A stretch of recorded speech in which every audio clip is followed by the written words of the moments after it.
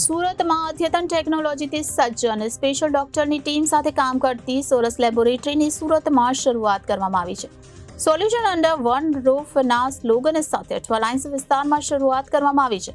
આ લેબોરેટરીમાં નવા અદ્યતન મશીનો હોવાથી સમયનો વેડફાટ ઓછો થશે અને દર્દીઓને તાત્કાલિક રિપોર્ટ મેળવી શકાશે. સુરતમાં ડાયગ્નોસ્ટિક ક્ષેત્રે અદ્યતન ટેકનોલોજી સાથે શ્રેષ્ઠતાનો પાયો એટલે સોરસ લેબોરેટરીઝ. સુરતમાં શરૂ થયેલ સોરસ લેબોરેટરીઝ સમગ્ર ભારતની અગ્રણી પેથોલોજી લેબોરેટરીઝમાંની એક છે. સુરતમાં શરૂ થયેલ સોરસ લેબોરેટરીમાં નવી ટેકનોલોજી અને દરેક ડિપાર્ટમેન્ટમાં સ્પેશિયલ ડોક્ટરની ટીમ સાથે વિઝન જેનેટિક ટ્રાન્સપ્લાન્ટના પરીક્ષણની સાથે સાથે અવેરનેસ વિશે પણ કામગીરી કરવામાં આવે છે.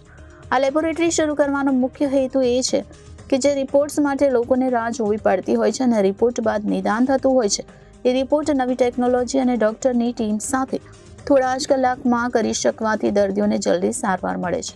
આ અંગે સોરસ લેબોરેટરીઝના ફાઉન્ડર ડોક્ટર હસમુખ બલરે મીડિયા સમક્ષ જણાવ્યું હતું કે આ લેબોરેટરી અમે હાલમાં શરૂ કરી છે, જેનો મુખ્ય હેતુ સોલ્યુશન અંડર વન રૂફ છે.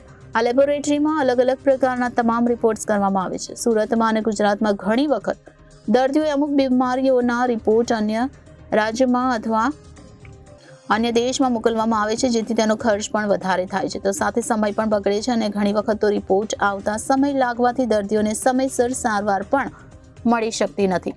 સુરતમાં હવે એક જ જગ્યાએ ગંભીર રોગોના રિપોર્ટ થોડા જ કલાકમાં થઈ શકે તે હેતુથી આ સોરસ લેબોરેટરીઝની શરૂઆત કરવામાં આવી છે.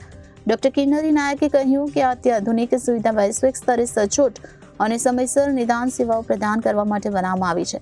સોરસ લેબોરેટરીઝ અદ્યતન ટેકનોલોજીથી સજ્જ છે અને અસાધારણ દર્દીની સંભાળ પૂરી પાડવા માટે સમર્પિત અનુભવી વ્યવસાયિકો દ્વારા સ્ટાફ ધરાવે છે. દર્દીઓને ટ્રીટમેન્ટ રિપોર્ટના આધારે ઝડપથી મળી રહે તે હેતુથી આ સુવિધા ઊભી કરવામાં આવી છે.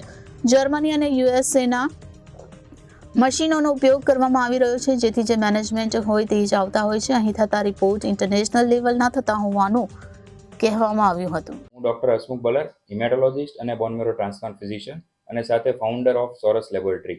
આજે હું તમને સોરસ લેબોરેટરીની વાત કરીશ.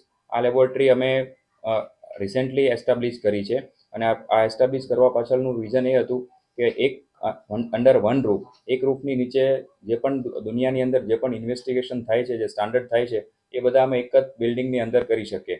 એટલે આ લેબોરેટરીમાં અમે immunology, transplant, immunohistochemistry, cancer diagnosis, microbiology, flow cytometry, genetic, genomics, જે ટાઈમની બધા જ જે ટેસ્ટ જે ઇન્ટરનેશનલ લેવલે થઈ રહ્યા છે એ અમે અહીંયા અત્યારે કરી રહ્યા છીએ.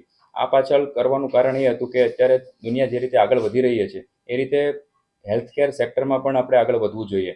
સો અત્યારે ગુજરાત અને ઇન્ડિયામાં આપણે મેડિકલ ટુરિઝમ પણ વધી રહ્યું છે. એટલે જો આ બધી ટેસ્ટ આપણા સિટીમાં થતી હોય, આ બધા જ રિપોર્ટ્સ ઇન્વેસ્ટિગેશન આપણે ત્યાં થતા હોય તો પેશન્ટ માટે બહુ સારું પડે અને બહારથી આવનારા લોકો માટે પણ એક સારો એવો સ્કોપ ઊભો થાય.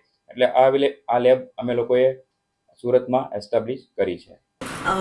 ડિટેક્ટ થયું તો ઓપરેશન થાય તો ઓપરેશનમાં ઘણીવાર એ લોકો ફ્રોઝન સેક્શન મોકલાવતા હોય છે, એટલે કે આગળ કેટલું ડિટેક્ટ કરવું. અમારા રિપોર્ટના આધારે આગળની સર્જરી પ્લાન થતી હોય છે અને એના પછી અમારા રિપોર્ટના આધારે પેશન્ટને કિમોથેરાપી, રેડિયોથેરાપી કેટલી જશે, એનું પ્રોગ્નોસ્ટિક પેરામીટર શું છે, રિકરન્સ રેટ શું છે, એ બધું કેન્સરના અમારા ડિટેલ રિપોર્ટના આધારે ક્લિનિશિયન્સ ડિસાઇડ કરતા હોય છે. એનાથી વધારે એક અમે નવું લાવી રહ્યા છીએ, જે ખાલી સાઉથ ગુજરાતમાં અમે ફર્સ્ટ છીએ, દેટ ઇઝ વેન્ટાનાનું આઈએક્સી મશીન.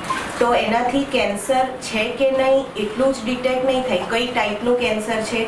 અને આજે એક નવી થેરાપી આવે છે જે એડવાન્સ કેન્સરમાં વપરાતી હોય, જે કહેવાય છે ઇમ્યુનોથેરાપી ઓર કમ્પેનિયન ડાયગ્નોસ્ટિક. તો એ બધામાં બી એ દવા પેશન્ટને અસર કરશે કે નહીં એના માટેનું જે ટેસ્ટ થાય એ અમારા આ મશીન પર થશે.